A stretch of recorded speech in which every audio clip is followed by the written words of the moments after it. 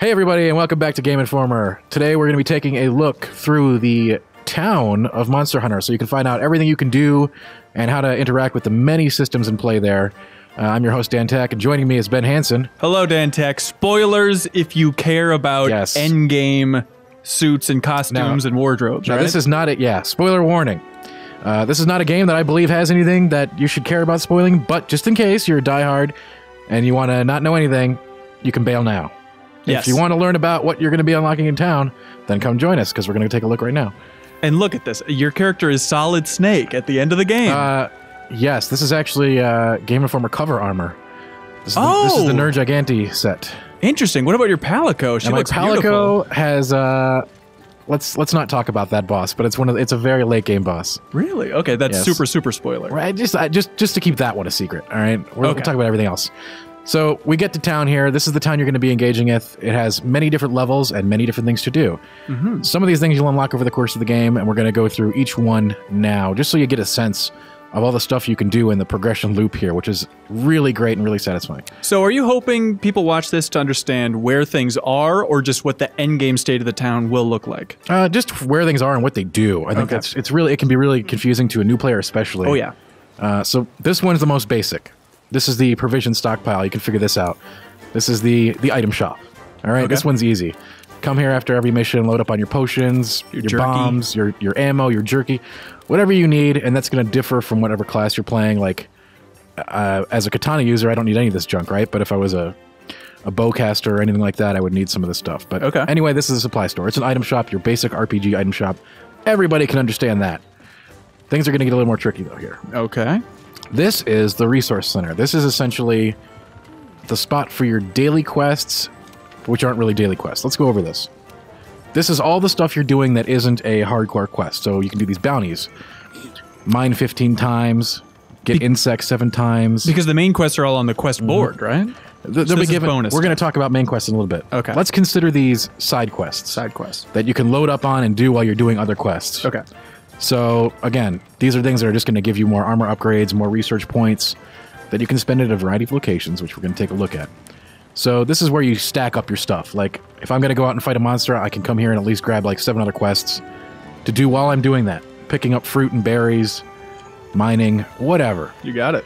Twigs and berries. Now, this is a little bit different. These are called investigations. Now, these are optional quests we can do, which are, and if you will unlock many of them, and you can choose which ones to take. So let's say this is sort of a system that lets you, let's say I'm really looking for a certain monster set from a certain boss. So what I can do is I go take the investigation.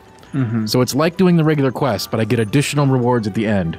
So I'll get more carapaces, more fangs, rare gems, and other stuff that I need to make the gear I want. So this makes it so I don't have to farm the same stupid mission a bunch of times. I can just say, I want the set from this guy. I'll go on an investigation to find his stuff. Okay.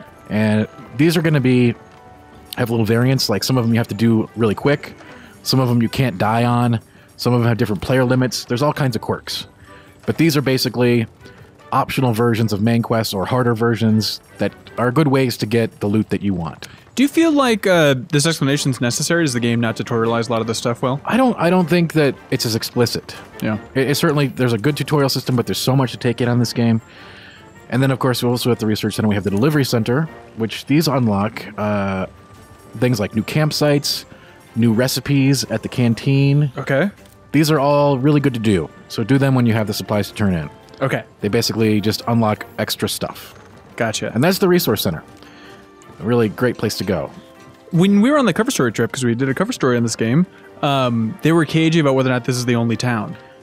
There's another side town, but it's not really a town. So yes, this is, for all practical purposes, this is the only town, yes. Sure. You just became a little engaged fiver, didn't you, Dan? There's a little other mini. So right here, actually, is where another guy spawns, but he only comes every 3 quests. Every 3 quests? Every 3 quests, he comes. Okay, Monster Hunter. And he is the boat from the mainland, okay? So he brings rare, exotic, imported goods. So he's not here right now. But you can tell him what to bring you. You can bring him monster materials, consumables, and other stuff. And what it essentially does is creates a resource point sink that you can buy a lot of stuff. Let's say I never killed some dumb monster that I never wanted to hunt. I can just tell him to keep bringing me materials, and eventually I'll get the stuff I want. Okay. So it's very handy. Again, cuts down on farming, which is always nice. Yeah. Since farming is a great and fun part of the game, but killing the same monster 7 or 8 times can get a little too much. Leave farming to our ancestors, I say. Oh gosh, that's good stuff right there. Here's the melder. Hey there. Oh no. This is where you basically throw stuff into the pot and you get other stuff out. Melder. So let's say I just want anything from potions to other valuable supplies. Generally, this is going to take a lot of your extra stuff. So let's say I've been farming, I've got 300 something ore, and I'm like, I'm never going to use that. Just dump it on the pot, get the stuff I want. Okay. And this thing gets better and better as you go through the game, allowing you to get rare materials that you may have missed. Wow, so, Elder Dragon Blood. Yes. You wanted to show that off, didn't you? No, I didn't. So that's, we're still on the trade floor of town, so there's still so much just on the bottom level. This is our house. Lovely. Okay. We're going to go into that in another video, so we're going to skip your room for now. Look for it later. Yes. So we're done with the ground floor. Let's go up to the second floor. And I know this town can seem overwhelming, but just from my time playing the game, I think that this simple chain system is nice. It's so clear. You can find it. It tells you, look around. It tells you, here's where you're going. Yeah, go it's there. not just a big jumbled mess. All right, so here's the workshop. 2 different vendors in here. This is sort of the one where you go to buy pre-made gear, especially armor. You probably won't interact with this vendor almost at all, except to pick up certain quests for tools. Quest for tools, okay. Tools like, you know, an ice cloak, stuff of that nature. This is the bread and butter, man.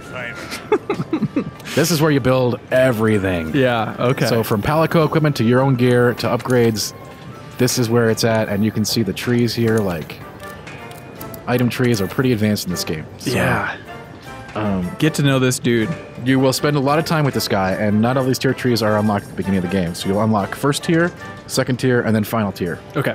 And yeah, and it's all just, you know, building up to these great, amazing items. So you're going to be talking to him a lot, and you're going to do all kinds of different upgrades here, including your Palico stuff. And the Palico gets amazing gear, like just all kinds of really fun stuff. You can really make him look like a freak, everybody. You Check really it out. can. Look at this one. Oh my God! Yeah, that's a good one. It's like your cat at home. There's lots of great sets, and it's a real joy to come play with your Palico. Do you have the Horizon stuff? Is that coming later? It's not with our review copies did not come with it. Ah, okay. But yeah, it's wow, wild. There's a lot. Yeah. And I assume there's way more than even the stuff that I found. So here's your bowgun customization, which is only for bowguns. You can add different things to them. Decorations will unlock in the second half of the game. Okay. And they are, to put it simply, sort of like gems from Diablo. All right, if we want to make it really simple. Thank you. You have sockets and items. You can put stuff in them that do different things. Okay. Let's. We're not going to get into a big thing about that right now, but again, lots of stuff to do with this guy. You're going to spend a lot of time here. Nice that they keep it visually interesting by the stuff constantly coming by the conveyor belt. Yeah, when you build something, it's great. There's a little cutscene for that too. Yeah. Quest board. Let's go up to floor 3. Okay. Which is the final floor, because floor 4 is actually just a social hub. But we'll go there too. So here's the handler. If you don't want to go to the quest board, you can do your quest through her. Okay. Never give up. I won't, lady. You can post a new quest in your game for everybody in the game. As you can see, investigations are separate, events are separate, and you've got assigned and optional quests. Okay. So really simple to do quests. So come to her. Come to her, or any of the quest boards in town work too, but most will send you to the handler if they're a main quest. Okay. And then you have the canteen. Mine is really upgraded, so I get a really great. We'll do one real quick here. Quit bragging. So you definitely need to eat before every mission, especially the later ones. Having that extended health bar and bonuses makes an immense difference. Okay, it's like Yellow Hearts in Breath of the Wild. I having not played Breath of the Wild, I still can't tell you. Leo in the booth, can we switch to Breath of the Wild? Just do a gameplay video on that real quick? Okay. This is very cute. Right, and it does change as you upgrade the store, so like you do get different graphics as you improve it. It's fun. And these are big bonuses, and it's very difficult to do late game quests without a full meal. Yeah. Hey, we haven't said the obvious, Dan. I mean, how much do you like this game? Oh, I love this game. Okay, great. Yeah, you should check out the review, which is on the site right now. Mm-hmm. Also, if you're interested in playing along with the community, with the Game Informer podcast, the GI show, we're going to be doing a game club. Are we doing the game club for this? Hell yeah, is that a good idea or not? It's a long game. Well, it's just going to be a place to discuss the game. I think it's a good opportunity for first-time player of Monster Hunter to check it out. We're all going to be working on it together, primarily out of the Facebook group. I watched the entire Overwatch Super Replay. But check it out if you're interested. Well, this is my first time hearing about this, but I'm super psyched about that. I had absolutely loved the hell out of the time of this game, and I can't wait to go and play it with more of a multiplayer focus. You're going to be training so many people again and again. Wait, did I say I was going to like it? Okay, never mind. Come on. That's the point of these videos. You're being helpful. That's right. Nice thing to be helpful for the entire internet and the entire Game Informer podcast. So this is the fourth floor. This is basically where you could hang out with your squad and other friends before you got into a mission. Arm wrestle. Basically has all the functionality of the stuff downstairs and arm wrestling and the arena, which is specific to up here. And I haven't really delved into that, but it's basically time trials and stuff like that where you compete with a specific set of gear and try to beat other people's high scores. High scores, not actual 1v1s or anything like that. With other players? Yeah. No. Come on, it's not crazy. We're back on floor 1 over here in the trading district on the top level of it. So this is a very useful thing. Super handy, especially if you're new to Monster Hunter and you don't want to look up stuff on the internet. God forbid a YouTube video.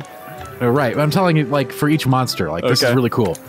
This monster field guide, it basically, as you kill the monsters and learn more about them, it tells you everything about them. Their weak spots, what weapon they're weak to, their elemental weaknesses, their drop tables.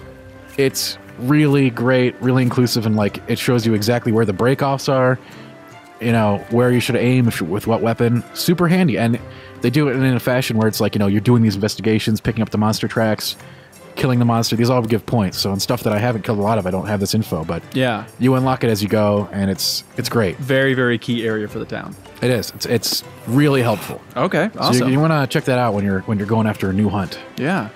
And this is the Botanical Research Garden. This place is great because it basically grows you whatever materials you need while you're out questing. All right. So as you can see, I'm playing a melee build right now, so these mite seeds and adamant seeds are really helpful. Is there a cutscene if you hit fertilize? No, but this lets you make more of the things, basically, that you're making here. Gotcha. I'm really low on research points right now because I've been buying a lot of stuff, but it's very helpful. Yeah. And you can just come and collect the harvest every quest if you want, but it fills up a huge harvest box that you can extend the size of. Whew. Yeah. Dan, there's a lot in this game, man. This is just a town, man. Wait till we get outside. Oh, God, I'm really scared. And we still haven't done the whole town either because I want to keep another part for the Palico segment. And okay. Anyway, that is an overview of the town. I hope you enjoyed it. Thank you for showing it off, Dan. I love you.